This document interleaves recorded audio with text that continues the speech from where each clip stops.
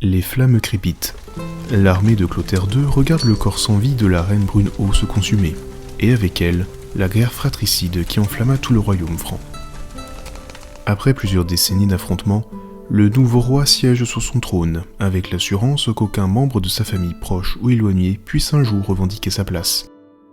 Ainsi, le calme et la stabilité sont de retour au sein du royaume. Mais cette sérénité n'est qu'apparence. En effet, la victoire de Clotaire II n'est pas seulement due aux actions de ses armées, mais d'un autre type d'armée, celle des aristocrates. Ces derniers, en lui livrant Brunehaut, avaient apporté la paix au royaume, mais surtout avaient mis le jeune roi sur le trône. Clotaire II est ainsi comptable de cette force politique. Une situation peu enviable qui affaiblit le pouvoir royal et donc fragilise la stabilité d'un royaume endeuillé.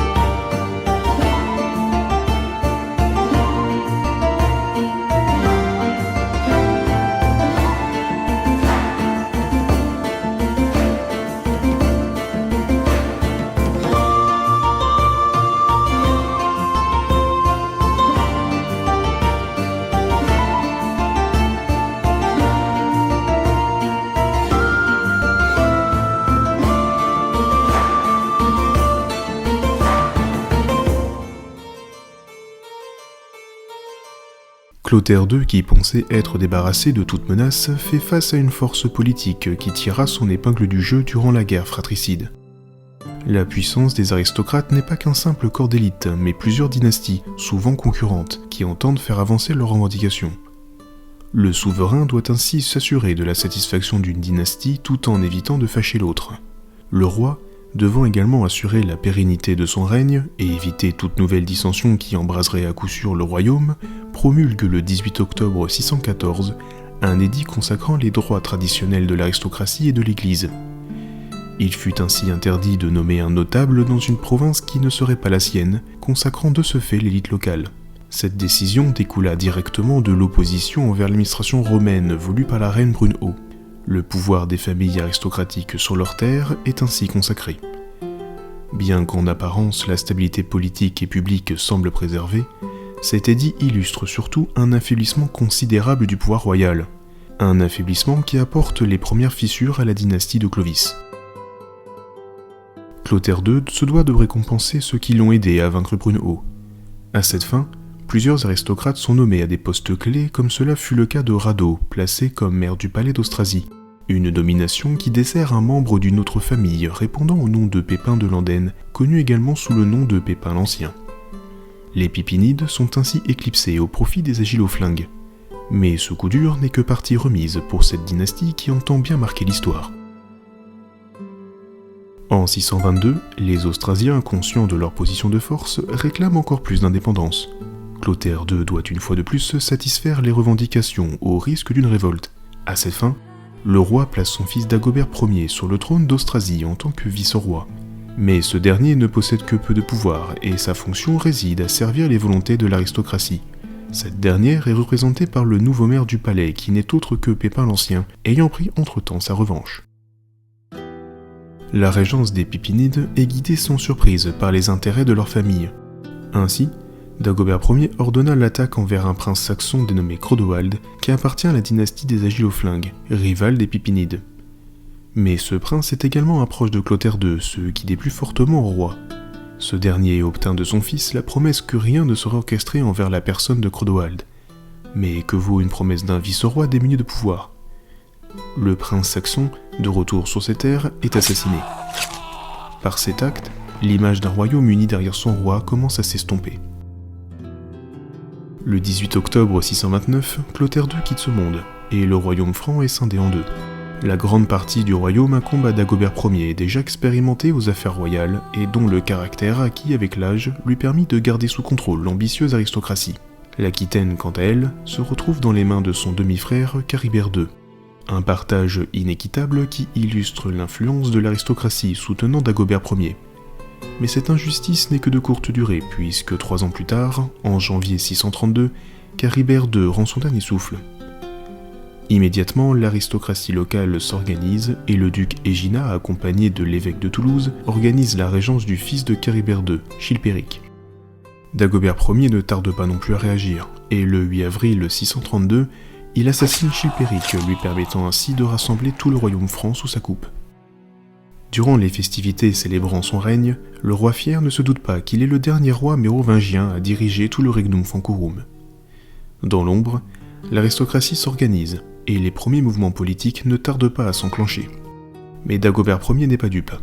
Parfaitement conscient de la puissance grandissante de l'aristocratie, il entame un bras de fer qu'il entend bien gagner. Dans l'objectif de renforcer le pouvoir royal, plusieurs décisions sont décrétées. Dans l'entourage du roi, Pépin l'Ancien est écarté. L'administration royale est marquée par l'intervention du pouvoir dans la transmission des terres, la frappe de la monnaie, autrefois possible à plusieurs endroits du royaume, est centralisée à Paris. Le domaine des arts et de l'éducation est développé afin de resserrer les liens avec le pouvoir ecclésiastique. Ce dernier obtient par exemple, tous les 9 octobre, un droit de foire à Saint-Denis afin d'y pratiquer une activité commerciale et un prélèvement des taxes.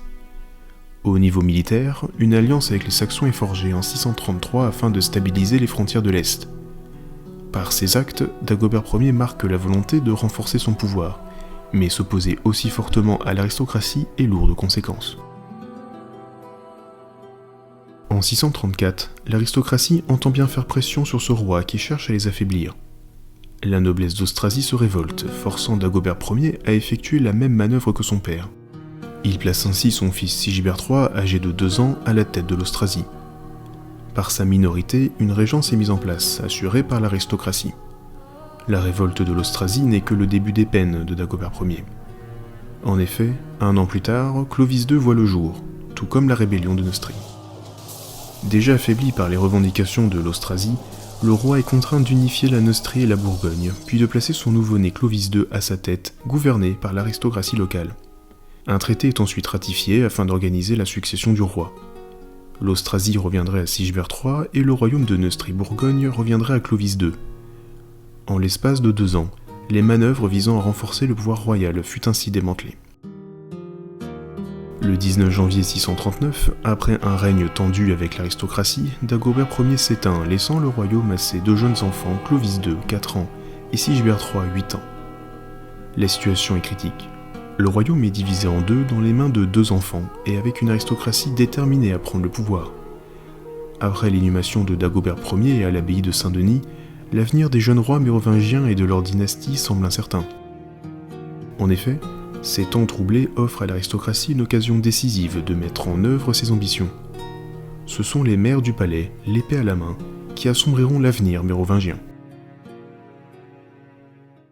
Le maire du palais tire son origine de l'Empire romain. Les riches propriétaires possédaient des serviteurs qui étaient régis par le majordomus, qui signifiait le majordome. Lorsque l'Empire s'écroula, les coutumes restèrent, et avec elles le statut du majordomus. Les nouveaux rois étaient accompagnés de leur cour, et toute l'organisation revenait dans les mains d'un chef du personnel qui ne s'occupait donc plus de la domus, mais du palais.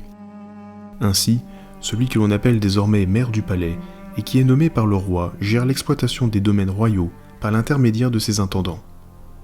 De ce fait, il est sans équivoque l'homme fort du royaume, car il possède les clés du domaine, mais il n'est qu'un serviteur du roi, lui devant obéissance. La guerre fratricide qui enflamma tout le royaume franc mit fin à cette servitude, et les rapports de force s'inversèrent. L'instabilité politique et les manipulations des reines mirent sur le trône des enfants ou des rois qui ne régnèrent guère longtemps. Et pour ceux qui avaient la chance de rester en vie, ils étaient en guerre perpétuelle. Ainsi, au sein de la cour, un seul homme représentait le royaume et la continuité du pouvoir. Cet homme n'était autre que le maire du palais. Devenant le centre du royaume, il devait prendre les décisions et son rôle supplanta progressivement celui du roi. Le maire du palais devient l'incarnation du pouvoir, tandis que le roi devient un être muet et transparent. À la mort de Dagobert Ier, le dernier sceau qui retient la puissance politique des maires du palais se brise, et cette force devient incontrôlable. Pépin l'Ancien, qui est le vrai maître de l'Austrasie, parvient à changer les règles de nomination des maires du palais.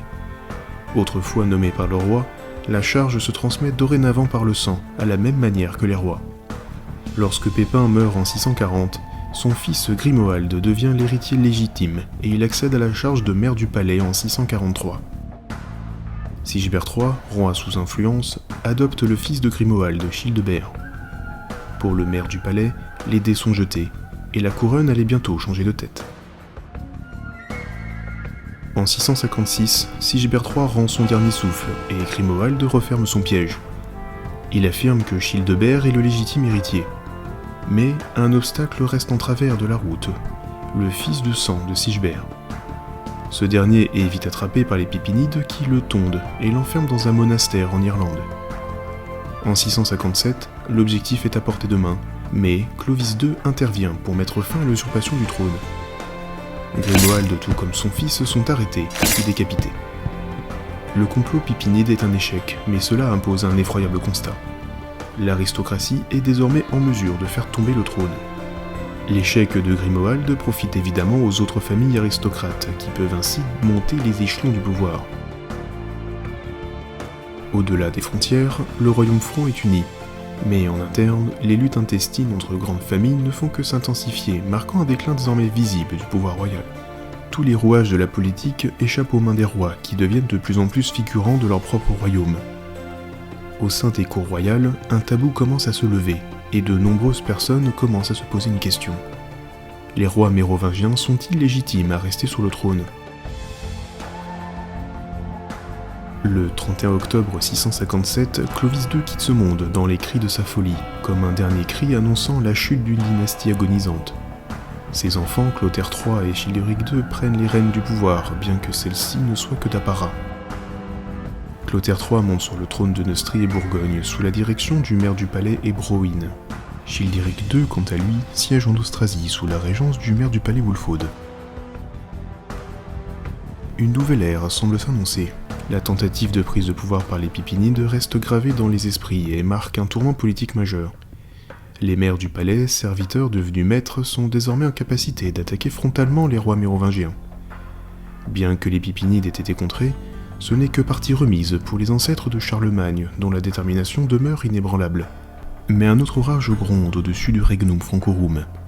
Par-delà la Méditerranée, dans les lointaines contrées d'Arabie, une nouvelle menace est née et s'est mise en marche.